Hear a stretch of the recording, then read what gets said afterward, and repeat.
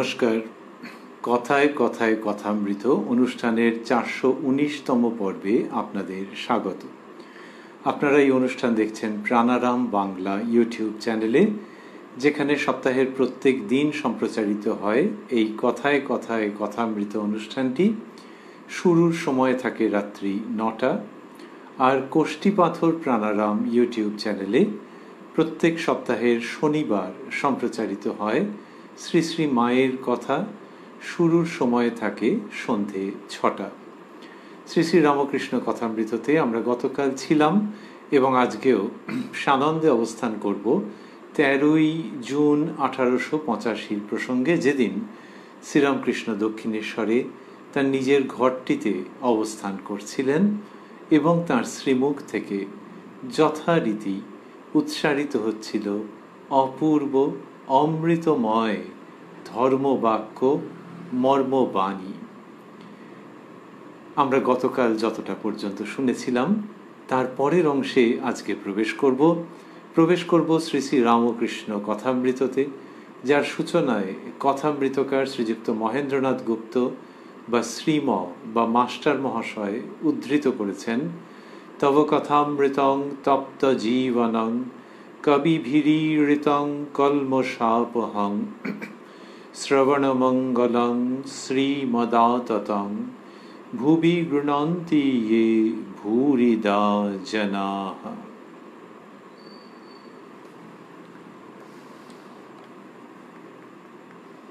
ঠাকুর দ্বিজোর সহিত কথা কহিতেছেন,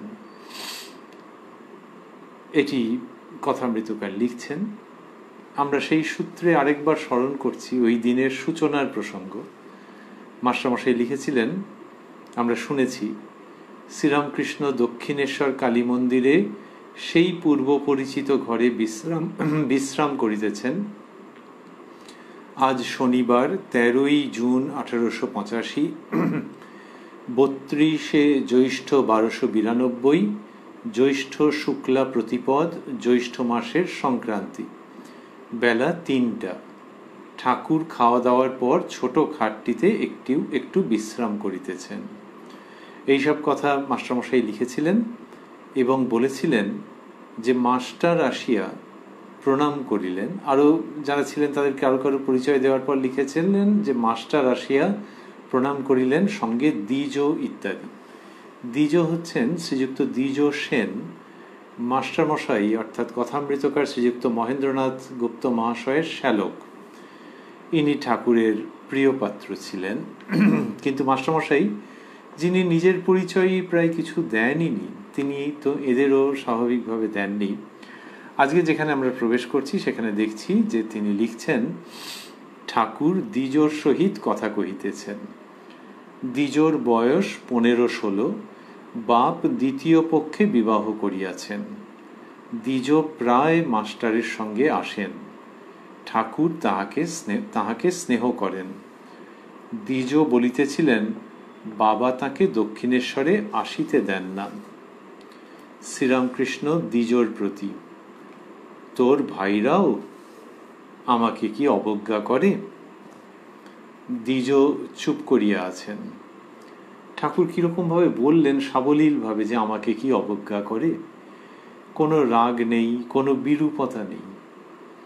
দ্বিজোর জন্যে, শ্রীযুক্ত দ্বিজোর জন্য ভালোবাসা, এবং সেইখানে নিজেকে ওইভাবে দেখা।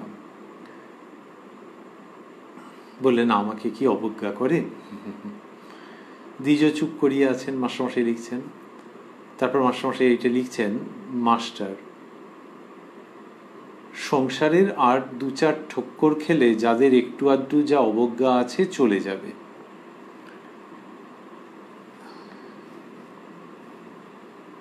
ওই যে অবজ্ঞার প্রসঙ্গ এসছে তো সেখানে মাস্টারমশাই বলছেন যে সংসার নিয়ে এখন মজে আছে, তো ঘা খেলে তখন, একটু ঠক্কর খেলে তখন বুঝতে পারবে। এরকম মাস্টারমশাই, ঠাকুরের প্রসঙ্গটা এইভাবে এসেছে তো, তাই মনের দুঃখে এরকমভাবে লিখলেন এবং ঠাকুরের কাছে এটি বলেছেন।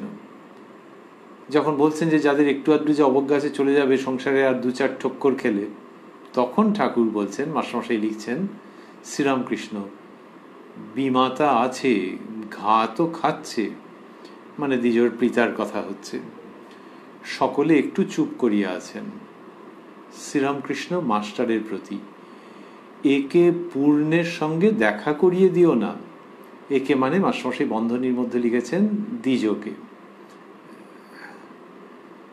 মাস্টার, যে আজ্ঞা, দ্বিজোর প্রতি পেনেটিতে যেও।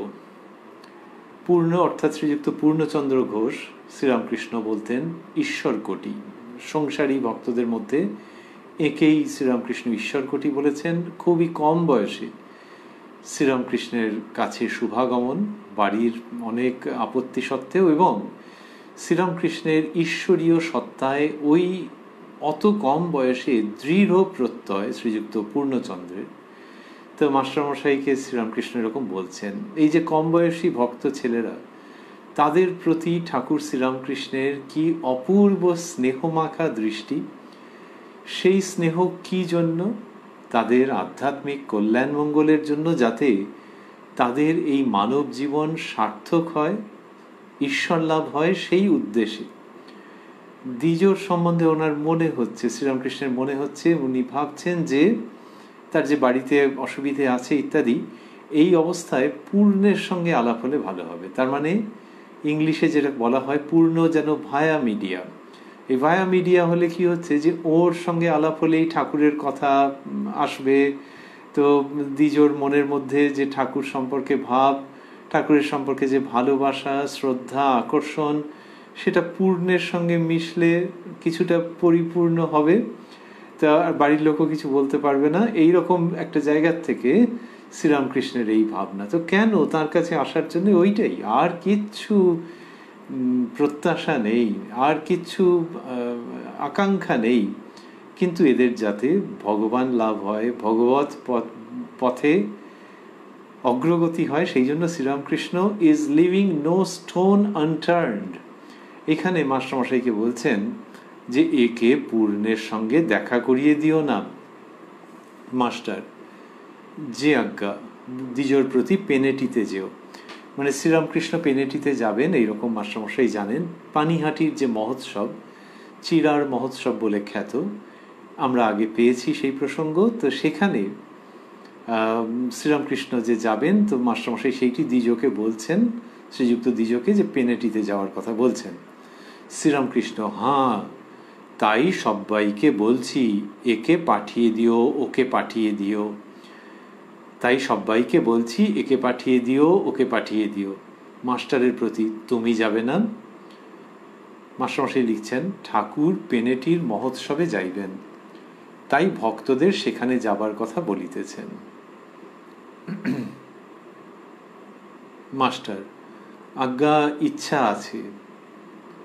শ্রীরামকৃষ্ণ, বড় নৌকা হবে, টলটল করবে না। গিরিশ ঘোষ যাবে না? এরকম সব জিজ্ঞেস করছেন। হঠাৎ এরকম বললেন কেন যে বড় নৌকা হবে, টলটল করবে না?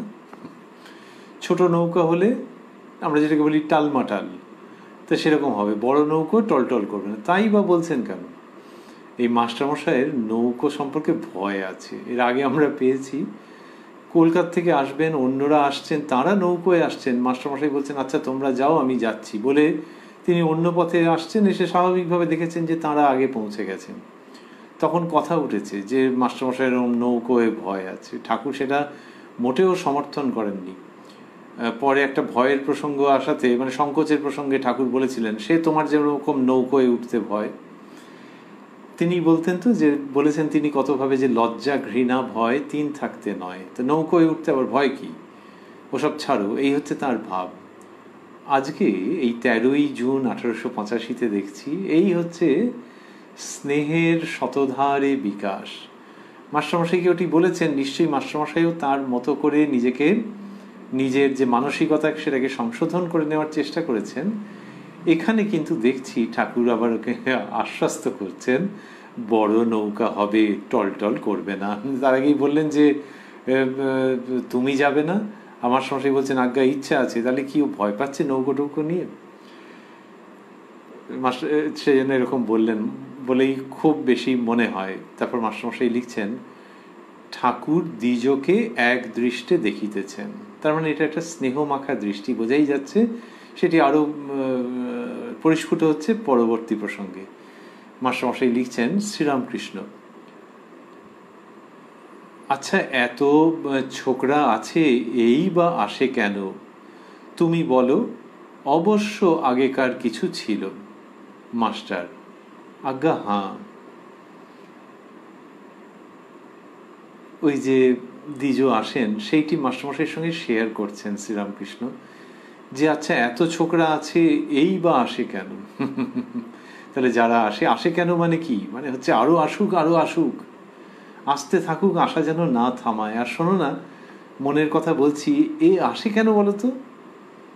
তুমি বলো। অবশ্য আগেকার কিছু ছিল। যেন মাস্টারমশাইয়ের হ্যাঁ এই কথাটিকে আকর্ষণ করছেন। মাস্টারমশাই লিখছেন, মাস্টার, আজ্ঞা হাঁ। শ্রীরামকৃষ্ণ, সংস্কার, আগের জন্মে কর্ম করা আছে, সরল হয় শেষ জন্মে, শেষ জন্মে খ্যাপাটে ভাব থাকে। এটি তিনি বলছেন যে শেষ জন্মে সরল হয়। এই যে সরল হয়, এটি কতবার বলেছেন তিনি বিভিন্ন উপলক্ষে। যে মাস্টারমশাইকেও বলেছেন বিভিন্ন সময় যে তুমি ওর সঙ্গে একটু আলাপ করো তো, বলবে আমাকে যে সরল কি না। এই যে সরল হচ্ছে শেষ জন্ম। মাস্টার শ্রীরামকৃষ্ণ বলছেন, মাস্টারমশাই লিখেছেন যে যার পরে আর তার এই পৃথিবীতে আসতে হবে না, তার মানে তার ভববন্ধনের অবসান ঘটবে এই জন্মে। সেই যে জন্ম, শেষ জন্ম, সেই জন্মে সরল হয়। মানুষের মনের মধ্যে বক্রতা কেন আসে? বক্রতা আসে নিজের সংস্কারের জন্য, জগতের মতো। কিন্তু বক্রতা আসছে, সন্দেহ হচ্ছে, তো এইটা যত হচ্ছে, কুটিলতা থাকছে, এই সমস্ত।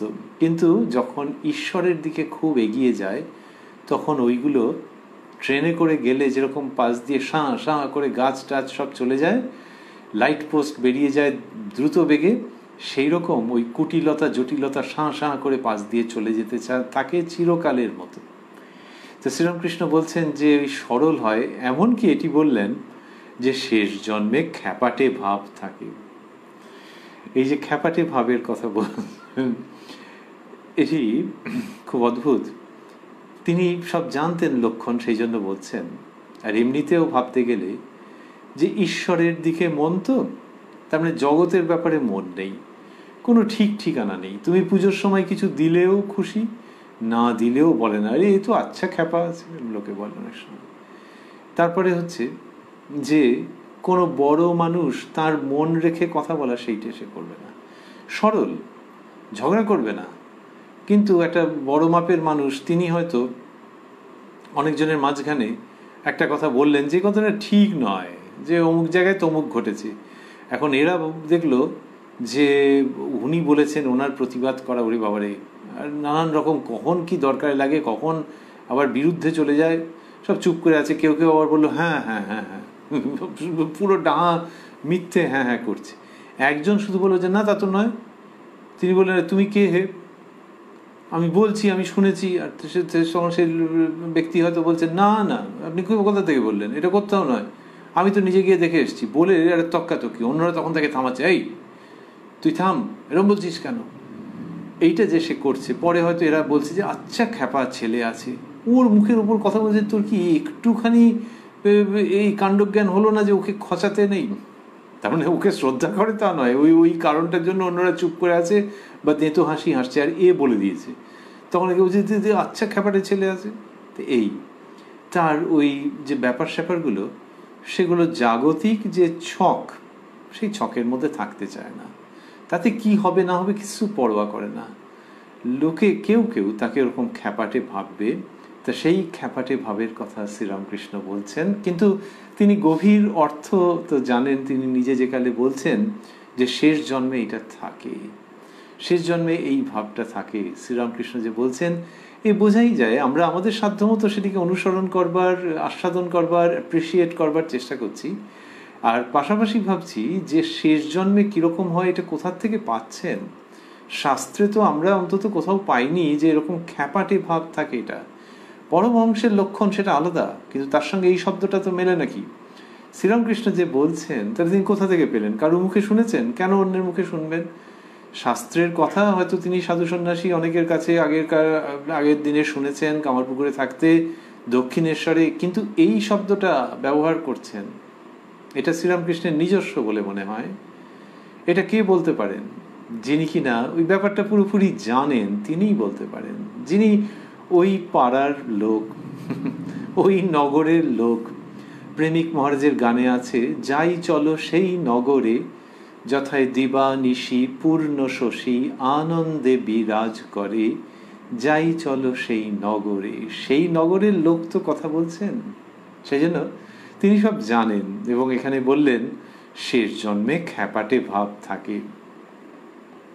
তারপরে বলছেন, আমরা যতটা শুনেছি তারপরে, তবে কি জানো, তাঁর ইচ্ছা, তাঁর হাতে জগতের সব হচ্ছে, তাঁর নাতে হওয়া বন্ধ হচ্ছে। মানুষের আশীর্বাদ করতে নাই কেন?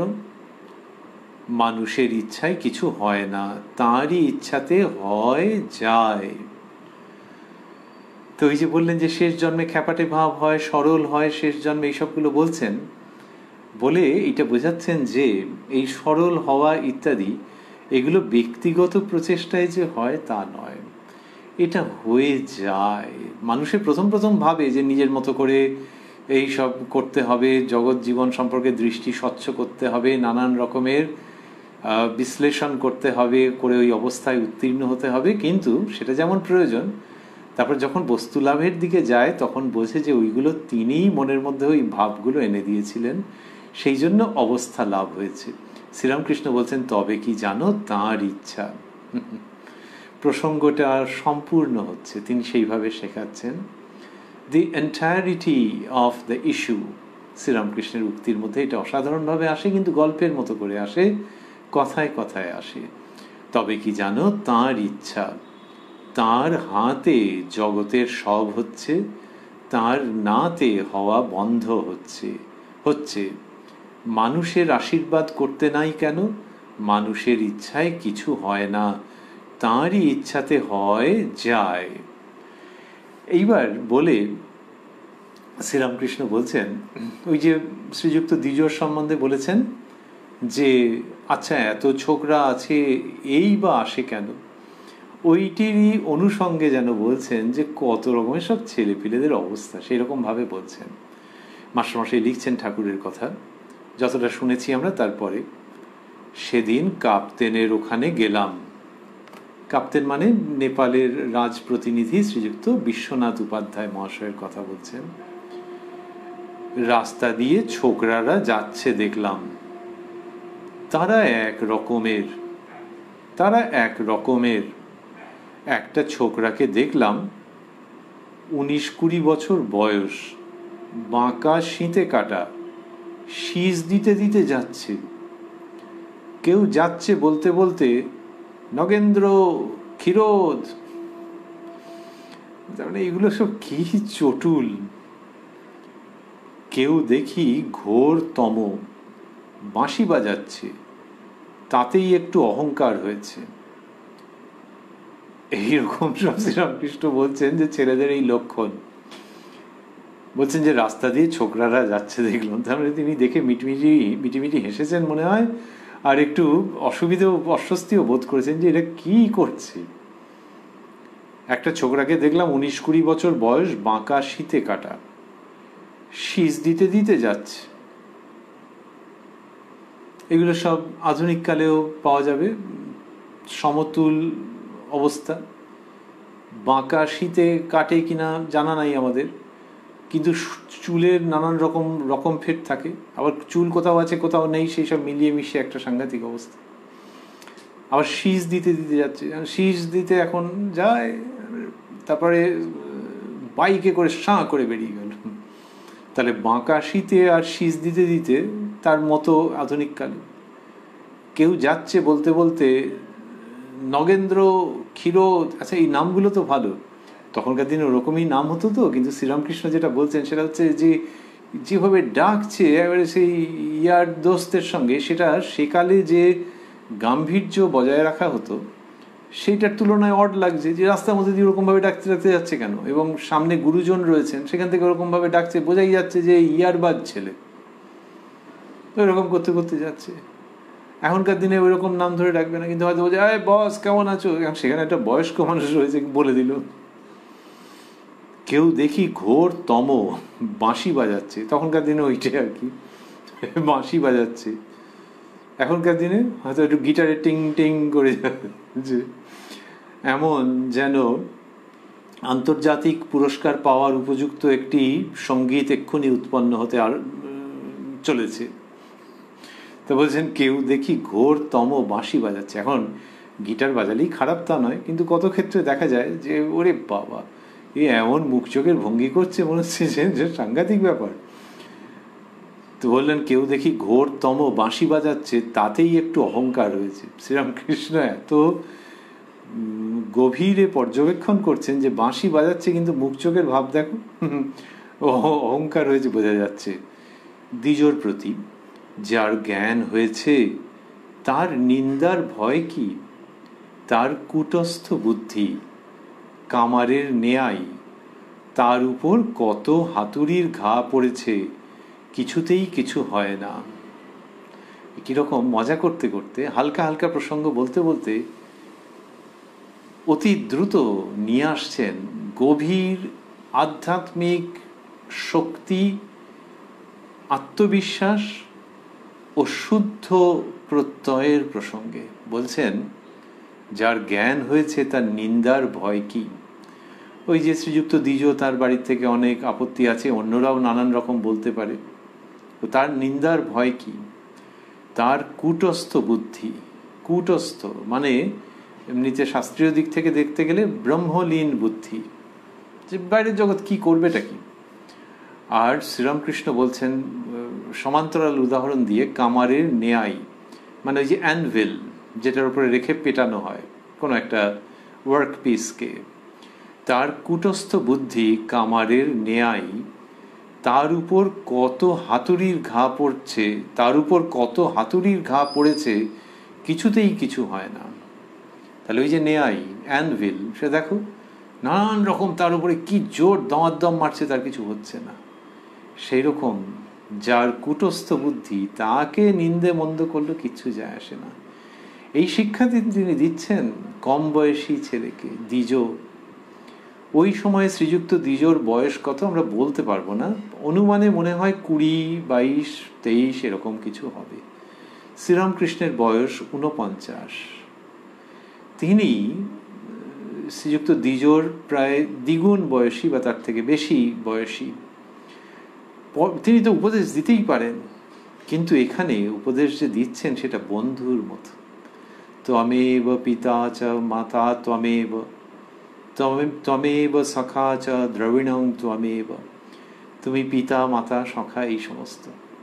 তো এই যে বন্ধুর মতো দিচ্ছেন, ওই যে এক্সাম্পল দিলেন শীষ দিচ্ছে, অহংকার হয়েছে, আর কিরম কিরম ডাকছে, এই বলতে বলতে যে you are not that, you are not that. তুমি অনেক বেশি স্টেবল, তোমার অনেক বেশি সহ্য করবার ক্ষমতা আছে, তোমার এরকম বাইরের চটুল প্রকাশ নেই, এই সবগুলো বলে শ্রীযুক্ত দ্বিজোর আত্মবিশ্বাসকে বর্ধিত করছেন এবং কূটস্থ বুদ্ধির কথা নিয়ে নেন। যিনি একটু আগে বলছিলেন নরেন্দ্র ক্ষীরোদ এইসব বলে ডাকে, নগেন্দ্র ক্ষীরোদ এইসব বলে ডাকে, উৎসাহিত করছেন, এগিয়ে দিচ্ছেন। এ তো অসামান্য। এবং বলছেন যে কত হাতুড়ির ঘা পড়েছে, কিছুতেই কিছু হয় না। এইভাবে জীবনের পথ দেখাচ্ছেন, হাসতে হাসতে কথায় কথায় দেখিয়ে দিচ্ছেন যে এইরকমভাবে অ্যাবজর্ব করতে হবে, সহ্য করতে হবে। আমাদের শাস্ত্রে আছে তিতিক্ষা, তার লক্ষণ কি, সহনাং সর্বদুঃখানাং অপ্রতিকার পূর্বকং।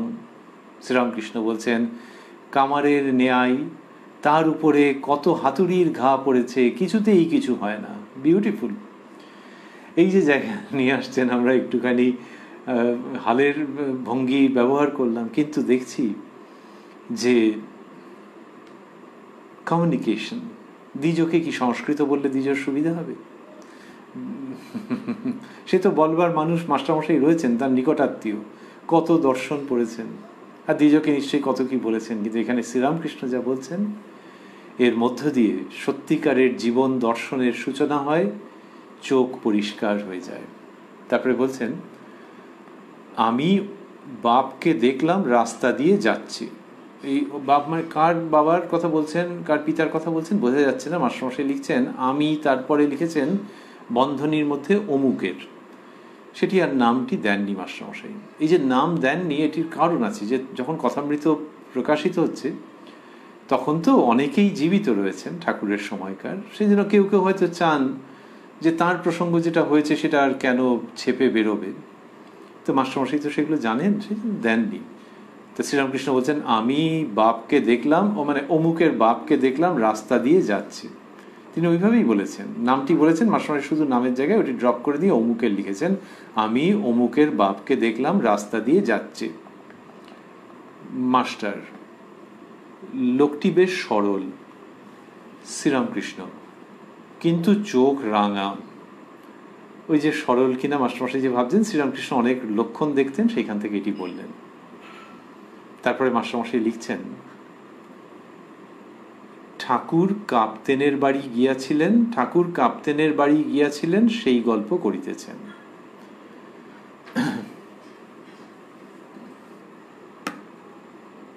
এই যে একটু আগে বললেন সেদিন কাপ্তেনের ওখানে গেলাম, তো সেটি বলছেন। আমরা আবারও স্মরণ করছি যে শ্রীযুক্ত বিশ্বনাথ উপাধ্যায় নেপাল রাজার রাজ কর্মচারী, তিনি থাকেন কলকাতায়। তো তার বাড়িতে ঠাকুর শ্রীরামকৃষ্ণ গিয়েছিলেন সেটি বলছেন।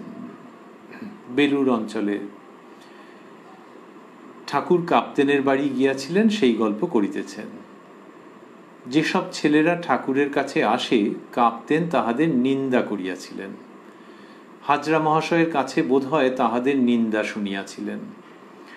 তো ওই তাদের সম্পর্কে ক্ষুদ্রতা, যে তাদের নানান সীমাবদ্ধতার কথা বলেছেন, সেটা ঠাকুরের কাছে বলেছেন এবং সম্ভবত হাজরা মশাইয়ের কাছে এটা শুনেছেন। মাস্টারমশাই এই ভূমিকাটা করে রাখলেন।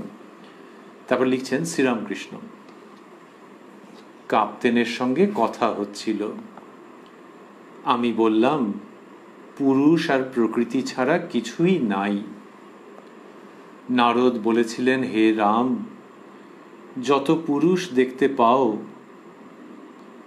সব তোমার অংশ, আর যত স্ত্রী দেখতে পাও সব সীতার অংশ। তো বলছেন যে ওই যে ছেলেদের সম্বন্ধে কি বলেছেন সেই প্রসঙ্গটা পরে আসবে, তার আগে শ্রীরামকৃষ্ণ বলছেন যে আমি বললাম পুরুষ আর প্রকৃতি ছাড়া আর কিছুই নাই। নারদ বলেছিলেন, হে রাম, যত পুরুষ দেখতে পাও সব তোমার অংশ। রামচন্দ্রকেই বলছেন, যত পুরুষ দেখতে পাও মানে আমি দেখতে পাই এই অর্থে আর কি, আর যত স্ত্রী দেখতে পাও সব সীতার অংশ। নারদ মুনি শ্রীরামচন্দ্রকে বলছেন। এবার কাপ্তেনের প্রসঙ্গে শ্রীরামকৃষ্ণ এর পরেই বলছেন, কাপ্তেন খুব খুশি, বললে আপনারই ঠিক বোধ হয়েছে, সব পুরুষ রামের অংশে রাম, সব স্ত্রী সীতার অংশে সীতা। এই কথা এই বললে আবার তারই পর ছোকরাদের নিন্দা আরম্ভ করলে। বলে ওরা ইংরাজি পড়ে, যা তা খায়, ওরা তোমার কাছে সর্বদা যায়, সে ভালো নয়। মানে যেন ঠাকুর শ্রীরামকৃষ্ণকে রক্ষা করছেন যে তারা ইংরেজি পড়ে আর যা তা খায়। আচ্ছা, ইংরেজি পড়া নিয়ে এরকম আপত্তি কেন? এখনকার দিনেরও আছে নাকি? না, তখন ছিল এই জন্যে যে ইংরেজি পড়লে ধর্মবিশ্বাস চলে যাবে, এটা তখনকার দিনের মানুষ ভেবেছেন এবং কতকটা তো সত্যও বটে। বিদেশি ঔপনিবেশিক শাসনে কত সময় ভাবা হয়েছে শিক্ষা পদ্ধতির মধ্যে যে এই প্রাচ্য ভাবনার যে ঐশ্বর্য সেগুলো যেন শিখতে না পারে, ওই বিদেশি কেতায় কেরানি হওয়ার মতো যেন লেখাপড়া শেখে। তো সেই জন্য মানুষের সংশয় ছিল। তো আবার তারই মধ্যে প্রাতঃস্মরণীয় সাহেব এমন হয়েছেন যারা কিনা এদেশে যথার্থ শিক্ষার বিস্তারের জন্য আত্মত্যাগ করেছেন, আত্মনিয়োগ করেছেন। তবে ওই ইংরেজি শিক্ষা সম্পর্কে ওই রকম একটা, তো ইনি বলছেন যে ওরা ইংরেজি খায়, ওরা ইংরেজি পড়ে, যা তা খায়, ওরা তোমার কাছে সর্বদা যায় সে ভালো না। এবার যা তা খায় মানে বিশ্বনাথ উপাধ্যায় তিনি তো একটু আচারী ব্রাহ্মণ, ফলে এরা মাছ টাছ খাচ্ছে, মাংস খাচ্ছে, যা তা খায়, সে তোমার কাছে যায়, এটা ভালো না, এইসব ঠাকুরকে বলছেন বা শেখাবার অপচেষ্টা করছেন। বলছেন ওতে তোমার খারাপ হতে পারে।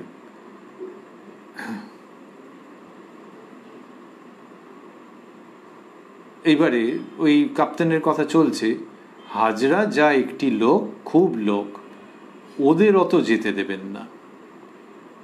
এবার শ্রীরামকৃষ্ণ বলছেন, আমি প্রথমে বললাম যায় তা কি করি।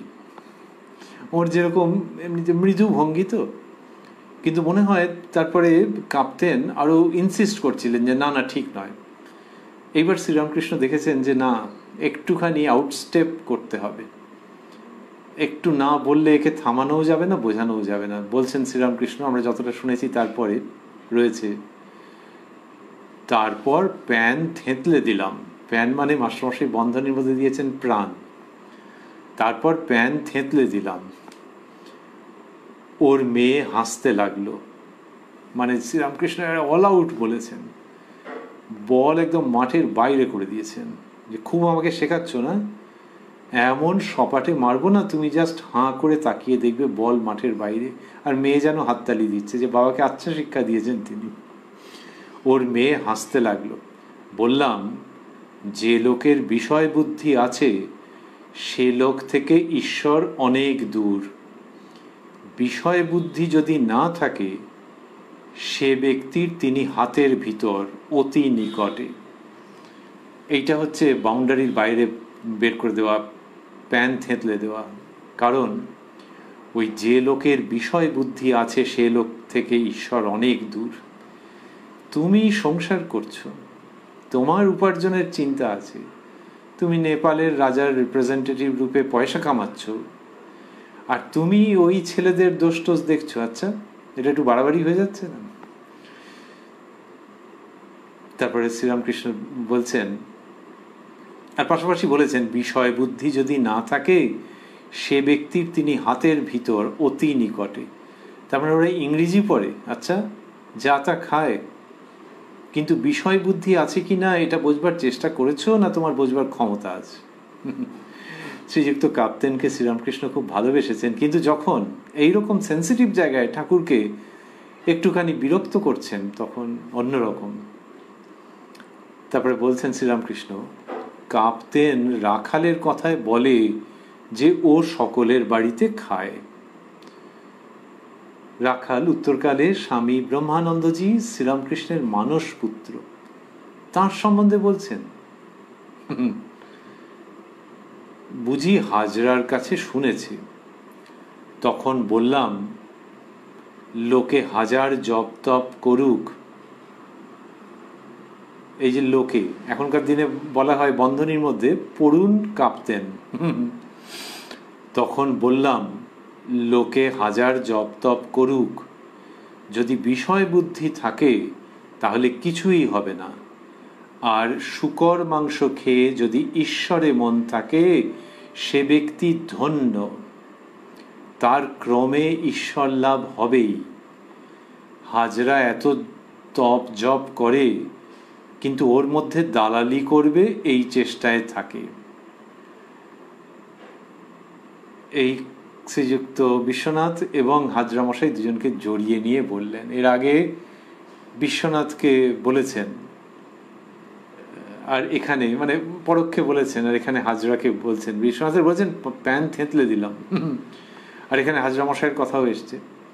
তো তখন বলছেন, হাজার জপ তপ করুক, যদি বিষয় বুদ্ধি থাকে তাহলে কিছুই হবে না। হাজরা এত তপ জপ করে, কিন্তু ওর মধ্যে দালালি করবে এই চেষ্টায় থাকে। আর বললেন, আর শূকর মাংস খেয়ে যদি ঈশ্বরে মন থাকে সে ব্যক্তি ধন্য। এইটি বিরাট। তার মানে কি শূকর মাংস খাওয়াটাকে অনুমোদন তা নয়, কিন্তু কোনটা নিচে কোনটা উপরে সেটা দেখাচ্ছেন। শ্রীরামকৃষ্ণ নিজের জীবনের অবস্থায় বলতেন যে এখন আর সেই অবস্থা নেই। তিনি মাংস খেতে পারতেন না। মাকে যে নিবেদন করা হতো মহাপ্রসাদ, শ্রীরামকৃষ্ণ একটু হাতে করে নিয়ে কপালে ফোঁটা কাটতেন, বলছেন যে পাছে যদি মা রাগ করে। সাত্ত্বিকতার যখন বৃদ্ধি হচ্ছে তখন ওই প্রবণতা কমে যায়। কিন্তু এই ভুল করো না যে মাংস খাচ্ছে সে একেবারে নাস্তিক। সুতরাং আস্তিক্য বুদ্ধির সঙ্গে সঙ্গে ওইটির হ্রাস হয়। আর বিরল ক্ষেত্রে ওটি খাচ্ছে কিন্তু প্রবল আস্তিক্য বুদ্ধি আছে, এটি হতে পারে। পাশাপাশি ওটি খাচ্ছে মানেই আস্তিক্য বুদ্ধি কিচ্ছু নেই এরকম ভেবো না। আর হচ্ছে ওটা যদি খায় তাহলে তার যতটুকুনি আস্তিক্য বুদ্ধি আছে তোমার বুঝি তার থেকে বেশি আছে বলে তুমি নিশ্চিত। তো শ্রীরামকৃষ্ণ এই সব দিক দিয়ে এটিকে আনছেন এবং বললেন, আর শূকর মাংস খেয়ে যদি ঈশ্বরে মন থাকে সে ব্যক্তি ধন্য। তাহলে আচ্ছা, শূকর মাংস খেলে ওটা হবে কি করে? সেটা অধিকারীর ওপর নির্ভর করছে। যদি উচ্চাধিকারী হয়, তার মানে দিনে রাত্রে খাচ্ছে তা না, কিন্তু উচ্চাধিকারী যদি হয় তাহলেও তার যদি ওই দিকে মন থাকে, উচ্চাধিকারী যেটা খাচ্ছে এবং ওই দিকেও মন আছে, ঈশ্বরে মন আছে, তাহলে সে ব্যক্তি ধন্য। সুতরাং I will not go by your logic যে কি খাচ্ছে সেটা দিয়ে প্রমাণ হয়ে গেল। যে সমস্ত মানুষ শূকর মাংস খান, বিভিন্ন ধর্মের মানুষ খেয়ে থাকেন, তো তাদের মধ্যে সাধু সন্ন্যাসী নেই নাকি? তাদের মধ্যে ত্যাগী মানুষ নেই নাকি? তাহলে কি করে হলো? সুতরাং খাদ্যের সঙ্গে ওইভাবে রিলেট করে দেবে কি ছেলে মানুষই কথা নাকি? শ্রীরামকৃষ্ণ সেই জায়গায় আনছেন এবং বিশেষ করে ওই যে তাঁর কাছে যে ছেলেরা আসছে তাদের সম্পর্কে কাপ্তেনের যে এই আজব ধারণা সেইটাকে তীক্ষ্ণভাবে নিবৃত্ত করছেন। এইসব যখন শ্রীরামকৃষ্ণ বলেছেন তারপরে তিনি বলছেন, মাস্টারমশাই লিখছেন ঠাকুরের কথা, তখন কাপ্তেন বলে, হ্যাঁ তা ও বাত ঠিক হ্যায়। তারপর আমি বললাম, এই তুমি বললে সব পুরুষ রামের অংশে রাম, সব স্ত্রী সীতার অংশে সীতা, আবার এখন এমন কথা বলছো? কাপ্তেন বললে, তা তো, কিন্তু তুমি সকলকে তো ভালোবাসো না। এটি আবার আরেকটা অভিযোগ যে সকলকে তো ভালোবাসো না। যে ওই ছেলেগুলোর জন্য দেখছি অত তোমার মন, তার মানে হচ্ছে যে অন্যদের প্রতি তোমার সেই ভাবটা নেই, এরকম তুমি ওদেরকে বেশি ভালোবাসো। ঠাকুর যে এবার যেটি বলবেন সেটা হচ্ছে যে তুমি আমার মনের ভাব জানো, ওটা দেখেই বুঝে গেলে। কাপ্তেনকে তিনি খুব ভালোবাসেন, স্নেহ করেন। বলছেন, আমি বললাম, আপো নারায়ণাহা, সবই জল, কিন্তু কোনো জল খাওয়া যায়, কোনোটিতে নাওয়া যায়, কোনো জলে শৌচ করা যায়। তো বললেন যে ওই যে সকলকে ভালোবাসো না, সেটার উত্তর দিচ্ছেন যে কোনোটিতে কোনো জল খাওয়া যায়, কোনোটিতে নাওয়া যায়, কোনো জলে শৌচ করা যায়, সবই তো জল।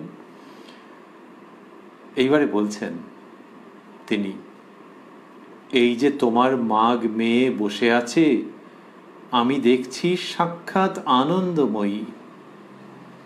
তার মানে হচ্ছে যে আমি তো এতক্ষণ কিছু বলিনি, আর আমি যদি চলে যেতাম তুমি বুঝতেও পারতে না, কিন্তু have it from me, take it from me, know it from me.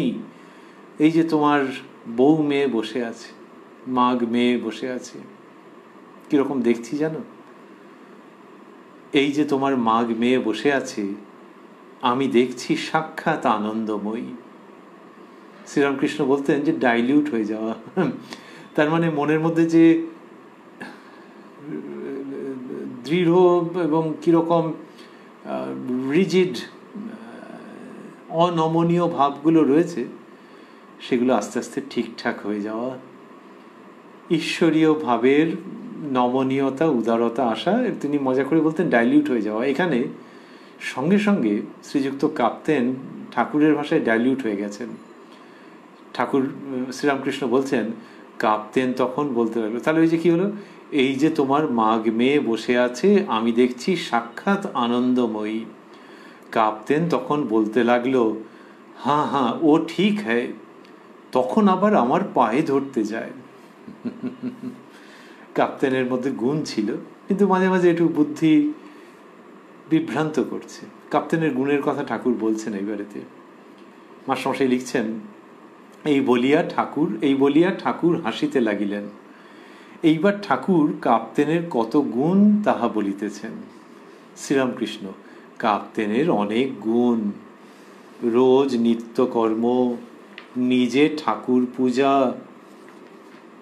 স্নানের মন্ত্রই কত। কাপ্তেন খুব একজন কর্মী, পূজা, জপ, আরতি, পাঠ, স্তব এসব নিত্যকর্ম করে। তো এইরকম ভাবে শ্রীরামকৃষ্ণ তার গুণের কথা বলছেন এবং বলছেন স্নানের মন্ত্রই কত, তার মানে কত আচার মেনে চলেন।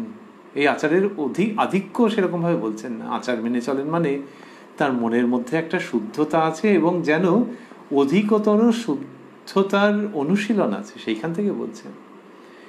আর বললেন কাপ্তেন খুব একজন কর্মী। কর্মী মানে অনেক কাজকর্মের মধ্যে থাকেন, হ্যাঁ সেটা ঠিকই, কিন্তু শ্রীরামকৃষ্ণ যখন কর্ম বলেন তখন তিনি প্রায় সব ক্ষেত্রে শাস্ত্রবিহিত কর্মের কথাই বোঝান। এখানে বলছেন কাপ্তেন খুব একজন কর্মী, পূজা, জপ, আরতি, পাঠ, স্তব এসব নিত্যকর্ম করে। তিনি বড় ভালোবাসেন তো মানুষকে। তো এই যে ছেলেগুলো যাদের জন্য শ্রীরামকৃষ্ণের প্রাণ ব্যাকুল, তাদের সম্বন্ধে যদি ওই সব বলে তখন ভাল লাগে, তাই এগুলো বলেছেন বলে আবার কাপ্তেনের কথা এসছেন। আমি কাপ্তেনকে বকতে লাগলাম, যতটা শুনেছিলাম আমরা। তারপর আমি কাপ্তেনকে বকতে লাগলাম, বললাম তুমি পড়েই সব খারাপ করেছো, আর পড়ো না। তো এই যে শ্রীরামকৃষ্ণ বলছেন যে তুমি পড়েই সব খারাপ করেছো,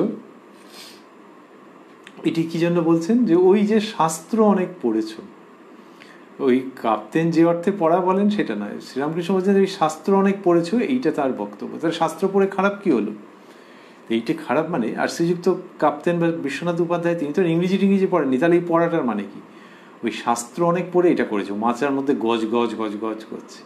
ওই শাস্ত্রে খাদ্যাখাদ্য বিচার আছে প্রচুর, এখন সেটাকে পূর্ণ পরিপ্রেক্ষিতে বুঝতে হবে, তার সামূহিকতায় বুঝতে হবে, ইন ইটস এন্টায়ারিটি বুঝতে হবে। খাপছাড়া করে পড়লে এরকমই হবে। তাহলে অধিকারী ভেদ আছে শাস্ত্রে, তুমি নানান রকম পড়ে বসেছো, তার মধ্যে আবার এরকম এখান থেকে কিছুটা ওখান থেকে কিছুটা পুরোটা নিয়ে ভাবনি, আরে সাধন করতে হবে, ডুব দিতে হবে, এইসব মিলিয়ে তো হবে। এই আর ওরকম পড়ো না তো। অনেক সময় বলা হয় পল্লবগ্রাহিতা, এ গাছ এ ডালে ও ডালে সে ডালে। তো শাস্ত্র নিয়ে ওই একটা আছে যে শ্রীরামকৃষ্ণ বলছেন যে শাস্ত্র একটুখানি পড়বে, যেখান থেকে কিনা পথের সন্ধান পাবে, ব্যাস ডুব দেবে, আর বেশি ঘাঁটতে যেও না। আমি কাপ্তেনকে বকতে লাগলাম, বললাম তুমি পড়েই সব খারাপ করেছো, আর পড়ো না। আমার অবস্থা কাপ্তেন বললে উড্ডীয়মান ভাব, জীবাত্মা আর পরমাত্মা। জীবাত্মা যেন একটা পাখি, আর পরমাত্মা যেন আকাশ, চিদাকাশ। কাপ্তেন বললে তোমার জীবাত্মা চিদাকাশে উড়ে যায়, তাই সমাধি। কি সুন্দর বলছেন।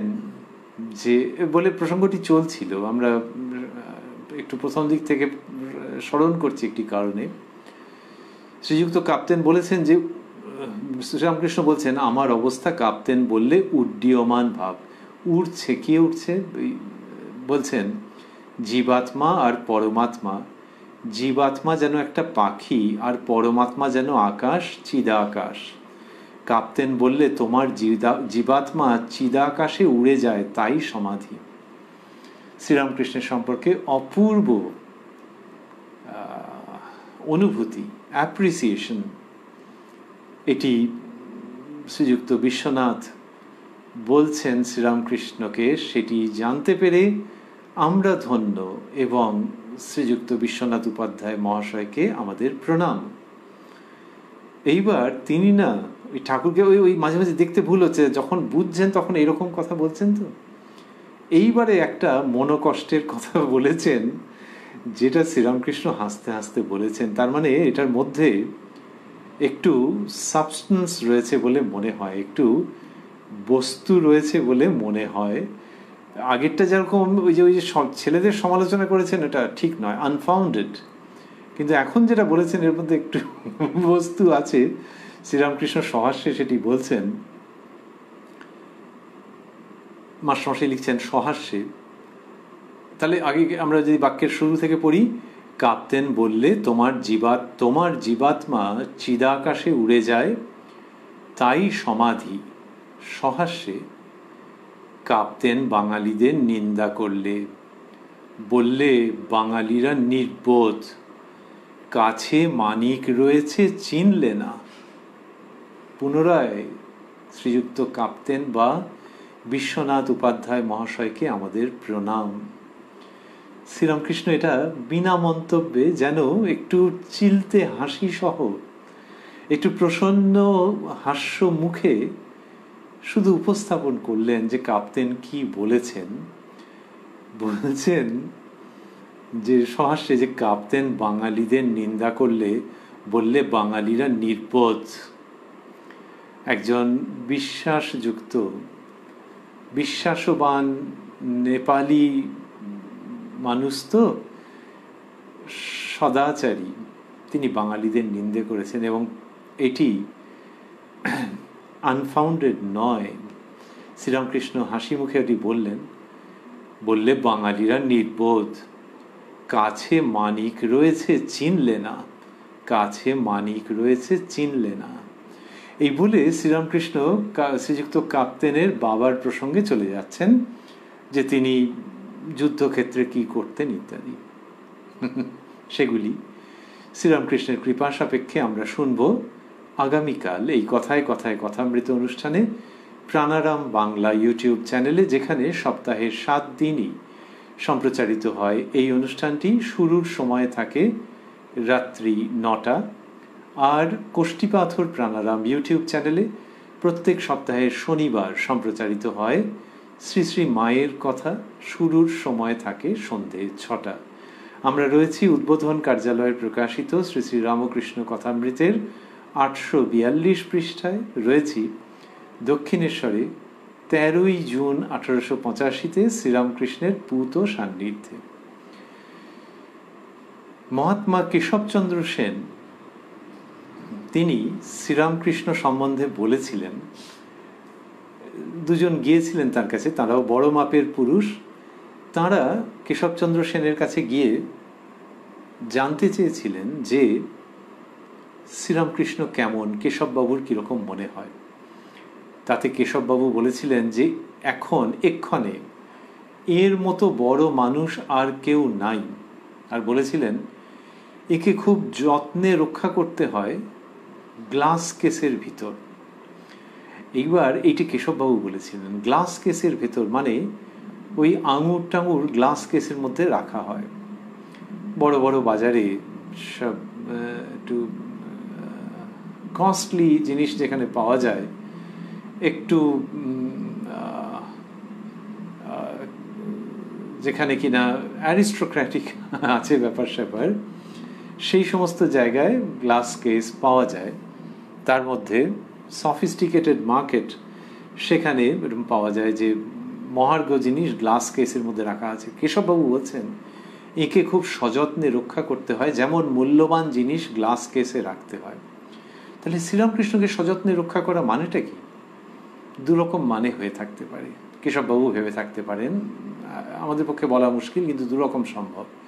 অথবা দুটি, একটি হচ্ছে শ্রীরামকৃষ্ণের যে দেহ, শ্রীদেহ, সেটিকে সন্তর্পণে রক্ষা করতে হয়। তিনি তো বাচ্চাদের মতো নিজের শরীরের যত্ন নিতে চান না, নিতে পারেনও না, সেই জন্য তাঁকে সযত্নে রক্ষা করতে হয়। তোমরা একটু দেখো, যারা গিয়েছিলেন তাদের প্রতি হয়তো কেশববাবুর এই বন্ধুত্বপূর্ণ উপদেশ যে জানতে এসছো, তো এইটা বলছি যে তোমরা দেখো, যারা ওর দেখাশোনা করেন তাদেরকে অ্যালার্ট থাকতে বলো, সযত্নে রক্ষা করতে হবে। কেন সযত্নে?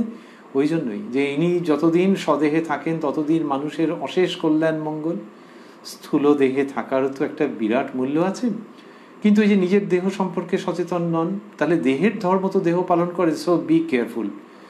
গ্লাস কেসে, তার মানে গ্লাস কেসে মানে কি শ্রীরামকৃষ্ণকে ওই রকমভাবে আবেষ্টনীর মধ্যে রাখতে হবে তা নয়, কিন্তু গ্লাস কেসে যে সতর্কতার সঙ্গে রক্ষা করা হয়, সেই সতর্কতার সঙ্গে এর শ্রী দেহটিকে তোমরা যত্ন করো, রক্ষা করবার চেষ্টা করো। এটি একটি। আরেকটি হচ্ছে, সম্ভাবনা আছে যে ইনি যা বলছেন সেই কথাগুলো হৃদয়ঙ্গম করো, সেই কথাগুলো অনুধাবন করবার চেষ্টা করো, সেই কথাগুলো বৃথা যেতে দিও না। ওই যে একটি মহার্ঘ ফল, তাকে যদি একটা পুরনো নোংরা জিনিসের ওপর রাখো, ডোন্ট ডু দ্যাট। ফলটা হয়তো একেবারে নষ্ট হয়ে যাবে না, কিন্তু তুমি তারপরে খেতে গেলে ওর যে ভালো স্বাদ সেটা থেকে বঞ্চিত হবে। একটু যেখানে উপযুক্ত সেখানে জলে দিয়ে রাখো, অথবা যেখানে কিছুদিন বাদে খাওয়ার সেখানে গ্লাস কেসে রাখো। সেই রকমভাবে তাঁর যে বাণী, তাঁর যে জীবন, তাঁর যে আচরণ, তাঁর যে দৃষ্টিপাত, তাঁর যে নীরবতা, তাঁর যে বডি ল্যাঙ্গুয়েজ, সেটাকে নিজের মন প্রাণ দিয়ে রক্ষা করো। হেলাফেলা করো না, অবজ্ঞা করো না, অন্যের সঙ্গে আলোচনা করো, নিজেদের মধ্যে সেই ভাব বিনিময় করো, সেটিকে যেরকমভাবে পারবে রক্ষা করো। গ্লাস কেসের মধ্যে Kathamrita happens to be that glass case, যেখানে তাঁর বাণীকে মাস্টারমশাই কি অসাধারণভাবে রক্ষা করবার জন্যে যেন যেভাবে বলা হয় শেষ রক্তবিন্দু থাকতে পর্যন্ত প্রয়াস করে গেছেন। আর এখানে আমরা পাচ্ছি শ্রীযুক্ত বিশ্বনাথ উপাধ্যায় মহাশয় আক্ষেপ থেকে, অভিমান থেকে, অভিযোগ থেকে বলছেন, বাঙালিরা নির্বোধ, কাছে মানিক রয়েছে চিনলে না। অনুষ্ঠান সমাপন করতে করতে এই উক্তিটির মধ্যেই আমরা থাকতে চাইছি। সেই গানের কথা স্মরণ করে, কত মণি পড়ে আছে ওই চিন্তামণির নাচ দুয়ারে। সেই যে মণিমাণিক্যের কথা বলা হয়, সেই প্রসঙ্গ। আর সেই মাণিক্য মণি কিরকমভাবে পাওয়া যায়, সে তো পাওয়া কি সোজা। আর এই দেখো বাঙালিগুলোর কাণ্ড সামনে রয়েছে, তাকে চিনলে না। এদের উপরে রাগ হবে না? এদেরকে বকতে ইচ্ছে করবে না? এই উপাধ্যায় মহাশয়ের ভাব আমরা বাঙালি হিসেবে নিশ্চয়ই খাটো করব না আলাদাভাবে। তিনি যা বলেছেন সেটিকে স্মরণে রেখেও ভাবব যে আমরা যেন ওই ফাঁদে পা না দিই, আমরা যেন ওই ভুল না করি। গ্লাস কেসের মতো করে ঠাকুর শ্রীরামকৃষ্ণের জীবন, বাণী, লীলা সেটিকে যেন রক্ষা করবার জন্য আপ্রাণ চেষ্টা করি, এবং এই যে কাছে মানিক রয়েছে তাকে যেন চিনতে ভুল না করি, এই প্রার্থনাই অবিরত নিরন্তর তাঁরই শ্রীপাদপদ্মে। ওং নিরঞ্জনং নিত্যমনন্ত রূপং ভক্তানুকম্পাধৃত বিগ্রহং বৈ ঈশাবতারং পরমেশমিড্যং তং রামকৃষ্ণং শিরসা নমামহ।